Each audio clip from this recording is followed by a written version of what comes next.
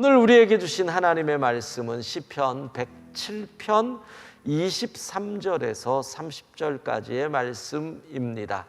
하나님의 말씀을 받기 위한 8월의 고백을 드리겠습니다. 우리의 형편과 마음을 가장 잘 아시는 하나님, 이 시간 주의 말씀을 받겠습니다. 말씀하여 주옵소서.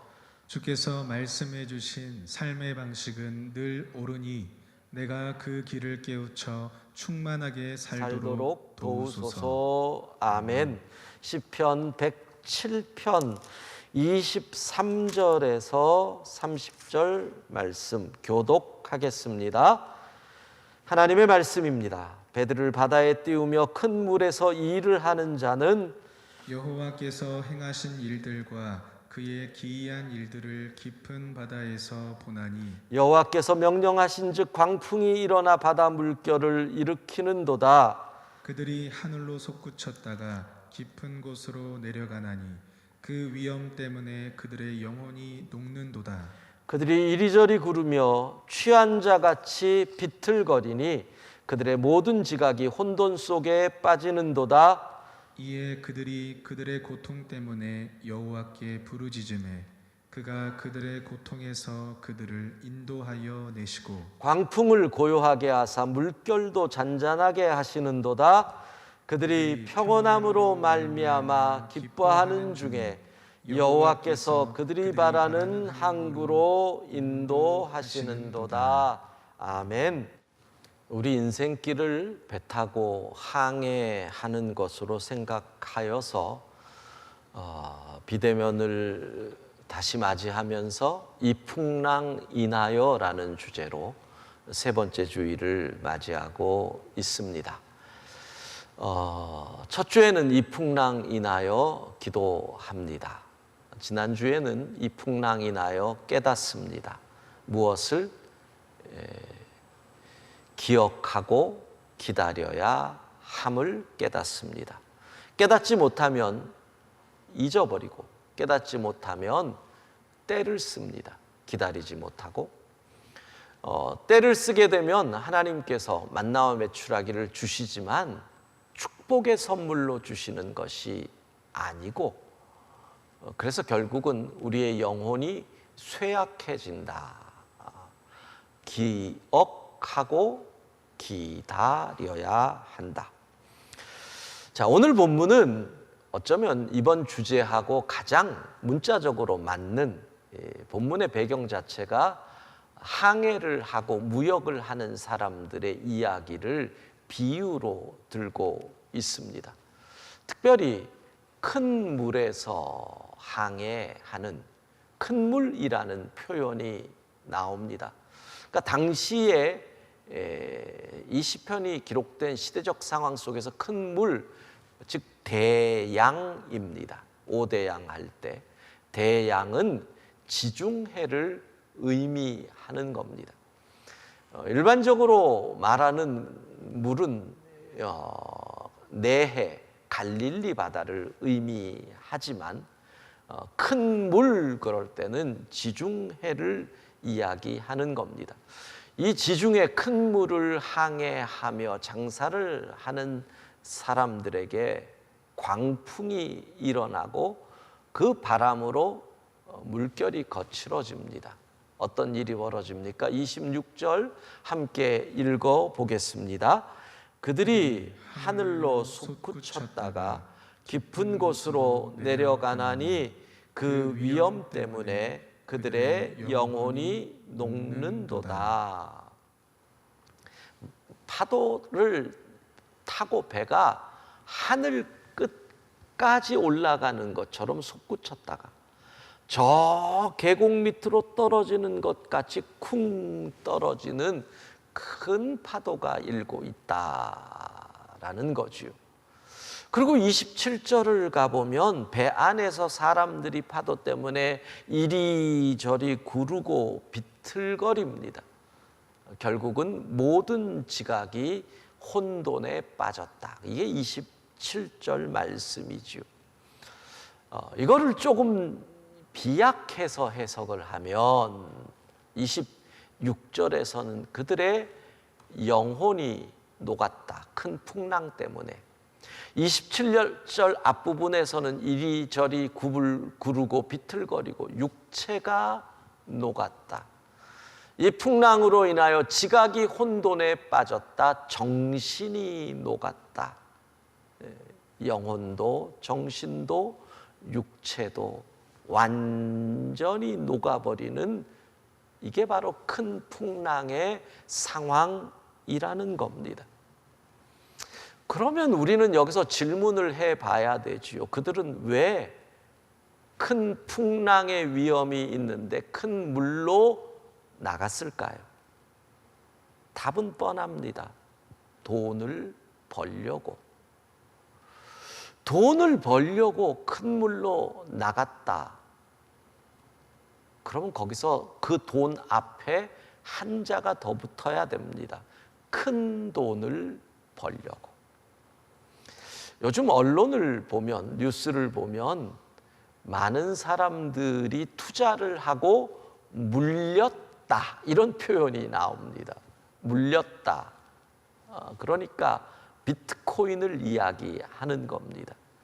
비트코인에 투자를 했는데 값이 뚝 떨어지니 지금 팔자니 손해고, 계속 갖고 있다가 이것마저 완전히 파산이 나버리면 이것마저 못 건질 것 같은데 팔 수도 없고 버틸 수도 없고 물렸다. 비트코인이 끝없이 하늘을 찌를 듯이 올라갈 때마다 뉴스에서는 뭐라 그럽니까? 위험하다. 위험하다. 투기 같다. 근데 왜 사람들이 투자를 했을까요? 지금 분위기를 보니까 우리 반주하는 세션들 가운데서도 비트코인에 투자를 한 사람들이 있는 것 같은 참담한 분위기가 쫙 흐르는데, 왜 했을까요? 위험하다고 하는데 왜 했을까요? 큰 돈을 벌 수 있을 것 같다. 즉 이거지요. 하이 리스크, 하이 리턴, 고위험, 고수익. 큰 돈을 벌기 위해 큰 물에 뛰어들었습니다. 큰 풍랑이 임했습니다.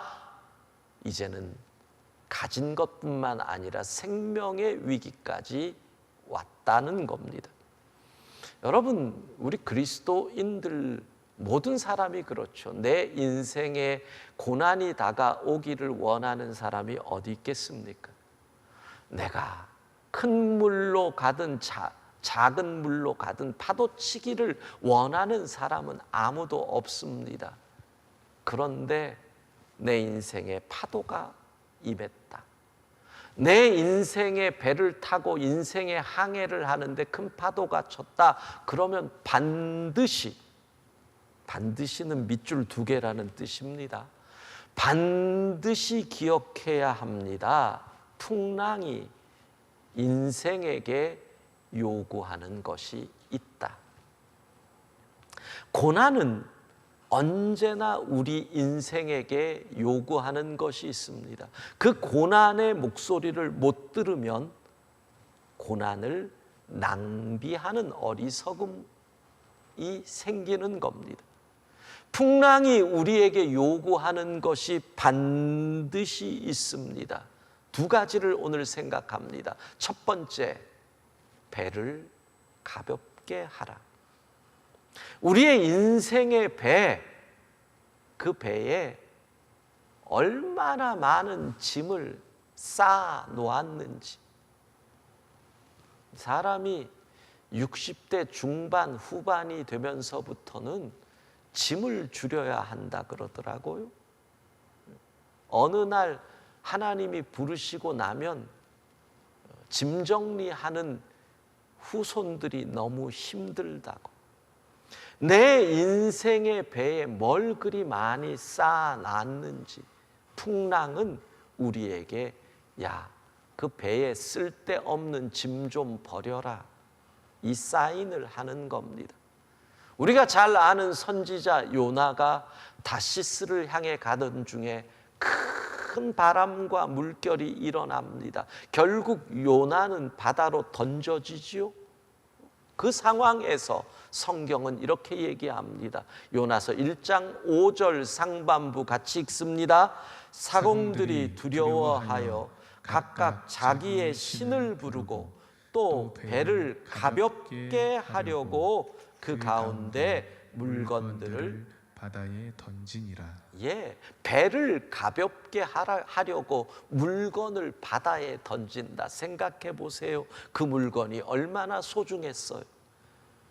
그 물건으로 이득 남기려고 이 위험을 무릅쓰고 가는 거예요. 근데 그 물건을 바다에 던집니다. 풍랑은 언제나 요구합니다.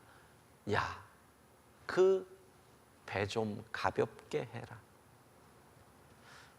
여러분, 건강에 풍랑이 파도가 치면 그 파도가 우리에게 요구하잖아요. 건강 관리 좀 해라. 술 좀 줄여라. 운동 좀 해라. 식단 좀 바꿔라. 말 그대로 그 배가 이 배가 아니지만 이 배도 좀 비워라. 끊임없이 건강의 파도가 우리에게 요구합니다. 경제적 파도가 치면 똑같습니다. 소비를 줄여라. 기업을 운영하는 분들은 선택과 집중으로 기업의 체질을 바꿔라. 방만한 씀씀이를 줄여라. 경제의 파도도 우리에게 배를 비우라고 요구하는 겁니다. 여러분, 관계의 파도라는 게 있습니다. 인간 관계의 파도가 딱 치면 그 파도가 우리에게 뭐를 말합니까? 너가 그렇게 좋아하던 그 사람이 가짜야. 사람 좀 줄여. 너는 진짜 가짜도 구별 못하니? 이렇게 말을 합니다. 코로나19로 벌써 18개월, 19개월 이렇게 돼 가니까요. 제가 가끔 요즘 이런 생각이 듭니다. 일주일에 어떤 때는 약속이 하나도 없을 때도 있거든요. 없는 게 요즘은 당연한 거겠죠. 그러면 옛날에 그 많던 약속들, 사실 저는 목사로서 다른 목회자들보다는 그렇게 약속이 많은 편은 아닌 것 같은데, 그래도 그 많던 약속이 다 없어졌는데, 그러면 그 전에 그 많았던 회의, 그 많았던 미팅, 그 많았던 만남은 도대체 뭘까? 그거 없이도 잘 사네. 여러분, 코로나19로 하루에 낮에는 4명, 밤에는 2명밖에 못 만나는 상황에서도 여러분이 계속 만나는 사람이 있다면 그 사람이 진짜일 확률이 높습니다. 안 만나도 전혀 상관없던 풍랑은 우리에게 배를 비워라. 이렇게 말합니다. 그 말의 의미는 이겁니다. 결국 우선순위를 바르게 정립하라. 이 사람 없으면 못 살 것 같고 여기 못 가면 죽을 것 같았는데 1년 지나봤는데 없어도 괜찮고 안 만나도 되더라. 그러면 뭐예요? 우리의 우선순위, 주 예수보다도 귀한 것은 없었던 우리의 우선순위, 우리 인생의 배에 뭘 그렇게 가득가득 담았느냐고요. 버릴 것 버리고, 포기할 것 포기하고, 끊을 것 끊고, 내려놓을 것 내려놓는 이 풍랑은 이삿짐 센터다. 이사할 때마다 얼마나 짐 정리해요? 그렇게 교훈을 붙잡아야 돼요. 두 번째, 풍랑은 우리에게 요구합니다. 붙잡아라. 그렇잖아요. 배가 파도에 요동을 치는데 안 붙잡으면 넘어져요, 굴러요, 머리 깨져요. 잘못하면 그대로 날아서 바다로 떨어지면 빠져 죽는 거예요. 그런데 생각해 보세요. 지금 큰 풍랑이 무엇을 흔들어요? 배를 흔들어요. 내가 타고 있는 배를. 그러면 내가 그 풍랑 안에서 뭘 붙잡아도 소용이 없다는 얘기잖아요. 그 배 안에서 무엇을 붙잡아도 소용이 없는 거예요. 그 배 안에는 내가 준비한 수많은 것들이 있을 수 있어요. 그 배 안에는 내가 준비해 온 돈도 있을 거고, 그 배 안에는 내가 준비해 온 수많은 인맥도 있을 거고, 그 배 안에는 내가 준비해 온 수많은 능력도 있을 거예요. 문제는 배가 흔들려요. 아무 소용이 없어요. 그 배가 흔들리니 내가 준비한 모든 것이 나를 도울 수 없고 나를 구해 줄 수 없다. 나는 붙잡아야 하는데 붙잡을 게 없다. 이게 풍랑이 우리에게 주는 교훈이에요. 붙잡아라. 근데 붙잡을 게 없네요. 그래서 성경은 이렇게 말씀하는 거예요. 28절 함께 읽습니다. 이에 그들이 그들의 고통 때문에 여호와께 부르짖음에 그가 그들의 고통에서 그들을 인도하여 내시고, 그들의 고통 때문에 여호와께 부르짖음에 무엇을 붙잡아라? 여호와 하나님을 붙잡아야 할 줄로 믿습니다. 왜 그렇습니까? 지금 배가 흔들리잖아요. 그런데 우리는 살겠다고 배 안에 있는 것을 붙잡으려고 하니 같이 흔들리잖아요. 어떻게 해야 합니까? 배 밖에서 나를 돕는 손을 붙잡아야 사는 거예요. 저 배 위에서부터 강력한 능력의 오른손이 내려올 때 그 손을 붙잡아야 살 수 있는 거예요. 구원은 배 밖에서 오는 거거든요. 그래서 고통 때문에 부르짖어라, 붙잡아라. 여호와께 부르짖음에. 사랑하는 성도 여러분, 이 큰 풍랑 때문에 내가 기도할 수 있다면, 이 큰 풍랑 때문에 내가 하나님께 무릎 꿇게 된다면, 이 큰 풍랑 때문에 내가 올바르게 신앙을 회복할 수 있다면 이 풍랑은 은혜요 축복인 줄로 믿습니다. 여호와만이 이 풍랑에서 우리를 건지십니다. 여호와만이 이 풍랑에서 우리를 품어주십니다. 여호와는 이 풍랑에서 내 인생의 배를 들어서 옮길 수 있는 분이십니다. 무엇을 붙잡으실 겁니까? 고통 때문이라도 여호와께 부르짖는 자가 복 있는 자인 줄로 믿습니다. 그래서 부르짖었더니, 여호와를 붙들었더니 잠잠해지더라. 바람이 잠잠해지더라. 물결이 잠잠해지더라. 여러분, 근데 그거보다 더 중요한 말씀이 나옵니다. 30절 같이 읽습니다. 그들이 평온함으로 말미암아 기뻐하는 중에 여호와께서 그들이 바라는 항구로 인도하시는도다. 풍랑이 왔습니다. 내 배에 중요한 줄 알고 귀한 줄 알고 잔뜩 짐을 쌓아놨습니다. 그런데 이 짐이 도움이 안 되는 겁니다. 그래서 어떻게 한다고요? 이 짐을 버립니다. 버릴 것을 버리고 포기할 것을 포기하고 내려놓을 걸 내려놓고 끊을 것을 끊으며 하나님께 부르짖었다는 겁니다. 하나님을 붙잡았다는 겁니다. 그랬더니 놀라운 일이 벌어집니다. 어느새 나도 모르는 중에 어느새 우리의 배가 바라는 항구로 인도되었더라. 할렐루야. 어느새 옛날 성경에는 소원의 항구라고 되어 있어. 저는 그게 훨씬 더 마음에 와 닿아요.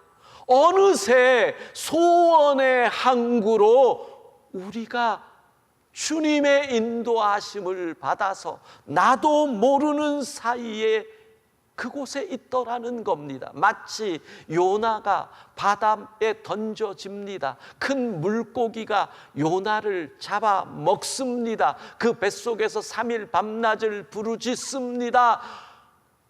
고통 때문에 여호와께 부르짖었더니 그 물고기가 요나를 토해냅니다. 니느웨, 물론 요나가 바라던 곳이 아닙니다. 그러나 그곳은 하나님의 소원의 항구였습니다.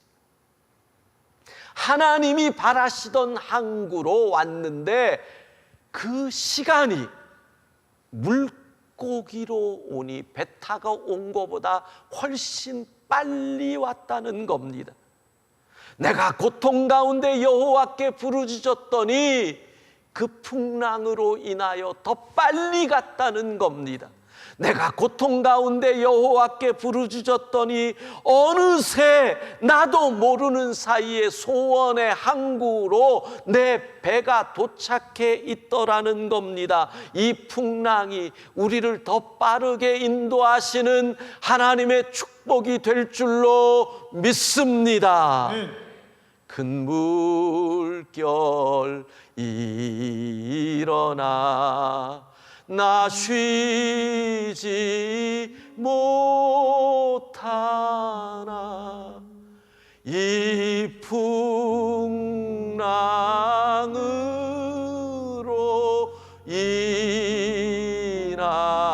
인하여 더 빨리 갑니다. 큰 물결 일어나 큰 물결이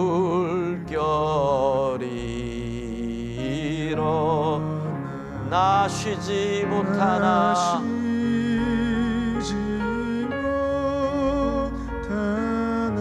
이 풍랑으로 인하여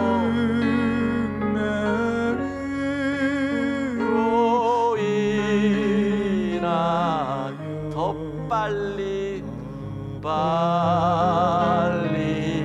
갑니. 이 풍랑으로 인하여 이 풍랑으로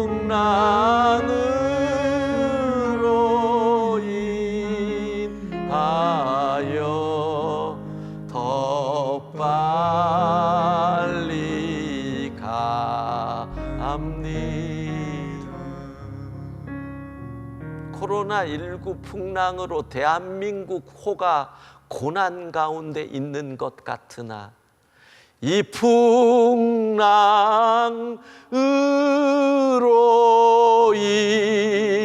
인하여 더 빨리 갑니다. 코로나19 큰 풍랑으로 인하여 우리의 사업체가 고난 중에 있는 것 같으나 이 풍랑으로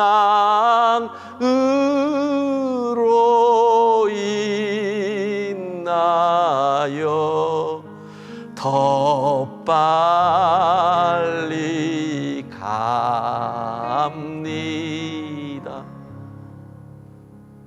여러분, 더 빨리 가는 겁니다.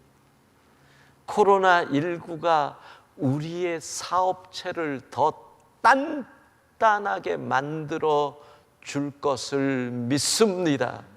코로나19가 우리의 가정을 더 화목하게 만들어 줄 것을 믿습니다. 코로나19가 우리의 믿음을 더 든든히 세워 줄 것을 믿습니다. 우리 젊은 세대 여러분, 취업이 안 됩니다. 늦어지는 것 같습니다. 코로나19가 모든 것을 나를 뒤에서부터 붙잡고 있는 것 같습니다. 그러나 이 풍랑으로 인하여 더 빨리 갑니다. 주께서 이 풍랑이 우리의 뒤에서 미는 바람으로 만들어 주시면 더 빨리 가는 겁니다. 역전의 은혜가 있을 줄로 믿습니다. 내 생각보다 더 빠르게 이끄시는 하나님, 나의 대적보다 앞서가게 하시는 하나님, 이 고난에서 하나님을 부르짖었더니 결국은 역전시켜 주시는 그 하나님의 은혜가 영광의 식구들에게 임하기를 주의 이름으로 축복합니다.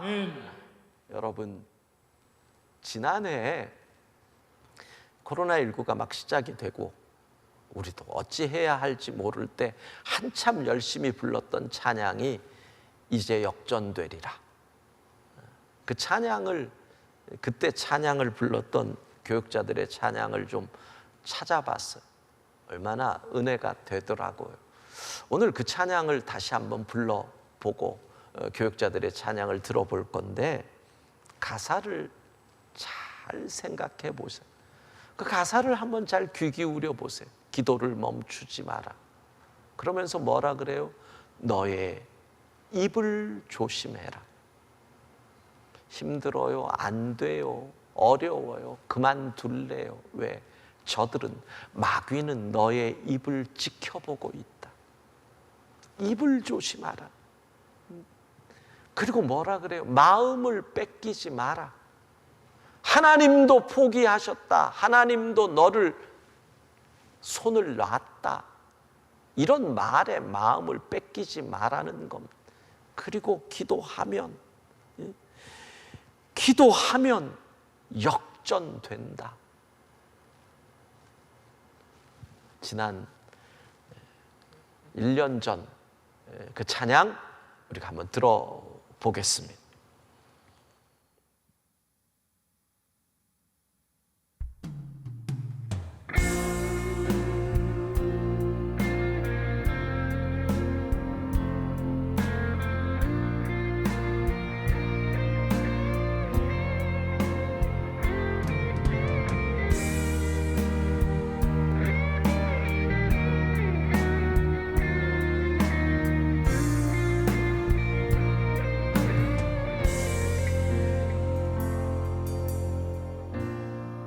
기도를 멈추지 마라. 눈앞의 상황이 마음을 눌러도 원망치 마라. 너의 입을 지켜라. 저들은 너의 입을 보고 있다. 마음을 뺏기지 마라. 내가 널 도우지 않는단 소리에 너의 모든 게 불리해도 너는 기도를 계속해라. 너 기도를 멈추지 마라. 내가 너의 그 모든 상황을 바로 역전시키리니 너 기도를 멈추지 마라. 내가 잠시도 쉬지 않고 모든 걸 지켜보고 있으니 바로 역전되리라. 저들의 힘이 너를 압도해도 저들의 힘이 내 숨을 조여도 너는 우리라. 기도야 능력은 내가 역전시키리라.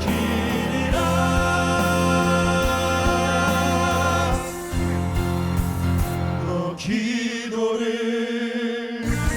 멈추지 마라. 내가 너의 그 모든 상황을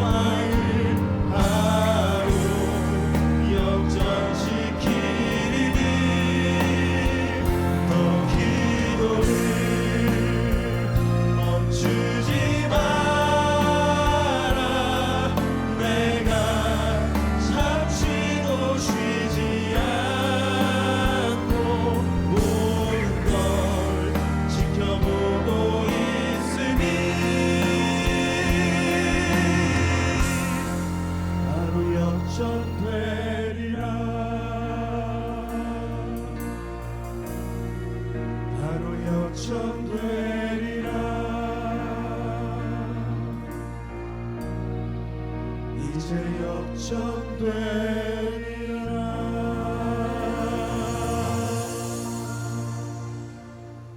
아멘.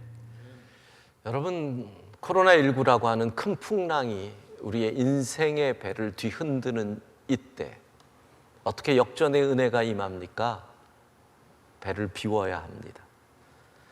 바른 우선순위를 정립하십시오. 주 예수보다 더 귀한 것이 없습니다라는 이 고백대로 내 삶의 배를 채워야 합니다. 그리고 붙잡아야 합니다. 구원은 배 위에서 옵니다. 내가 준비한 것이 나를 구원하는 것이 아니라 고통 때문이라도 여호와께 부르짖는 그 붙잡음이 우리를 역전의 은혜로 이끄십니다. 이 큰 풍랑이 더 빨리 우리를 소원의 항구로 인도할 줄로 믿습니다.